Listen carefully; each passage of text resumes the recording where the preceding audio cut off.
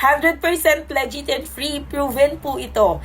Pwede kang kumita dito kahit natutulog ka.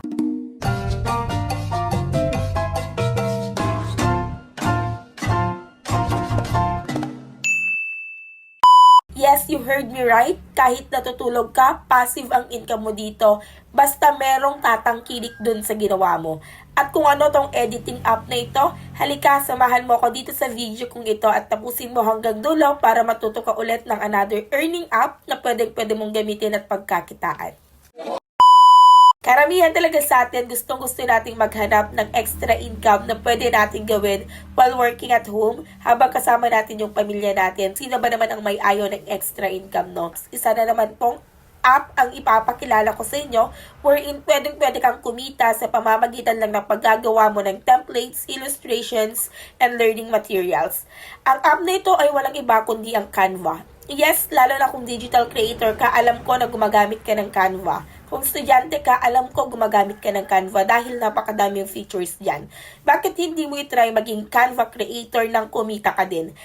Kikita ka kasi dito sa Canva kapag gumawa ka ng mga templates mo, sariling templates mo at ipopost mo yan. Kapag merong gumamit din, passive income mo yun. Lalo na kung pro user sila or kung pro yung illustration or templates na ginawa mo. Kung merong gagamit doon sa ginawa mong template, illustrations, or reading materials, kikita ka. Wow. At malaki ang pwede mong kitain dito. Hindi lang 1,000.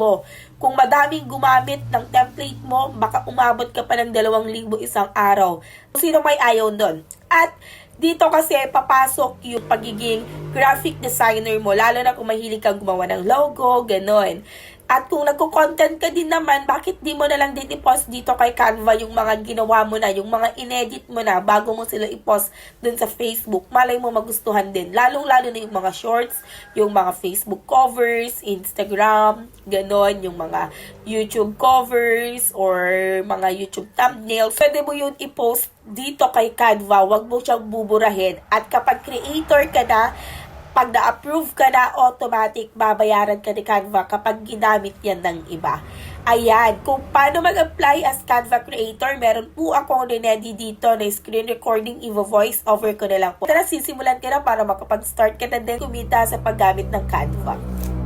Para ma-route ka sa website na to or sa page na to, kailangan mo lang pong i-type ang Canva Creator sa Google or sa Chrome, I should say, o kaya sa browser mo. Then, papupunta ka dito sa canva.com. Minsan kasi kapag dumiretso ka sa canva.com, hindi mo agad makikita tong page na to or pwede mong i-click yung Become a Creator. Kung makikita mo nandito yung mga cool perks nung pagiging Canva Creator, pagiging creator ka on your own time, then yung sabi ko nga kanina, you can earn while sleeping, o diba, sana all. So, i-click mo lang yung Become a Canva Creator or Become a Canva Creator. So, mamimili ka dyan. Ano bang gusto mong applyan? Nagagawa ba ng templates? Nagagawa ba ng elements like illustrations, icons, videos, and photos? Or education resources? Sa education resources, siguro kung teacher ka, ganun, or trainer ka, pwede mo yun gawin. Tapos, i-click mo lang yung register, apply now. Then, kailangan mo fill upan lahat ng information dito. Your name mo, last name, email address na active, of course, kasi doon kanila i-email kung approve ka or not. Then, pipili ka dito kung ano yung gusto mo sa iyong Canva library. Kung photos lang ba, graphics, music, audio. And then, answeran mo lang to.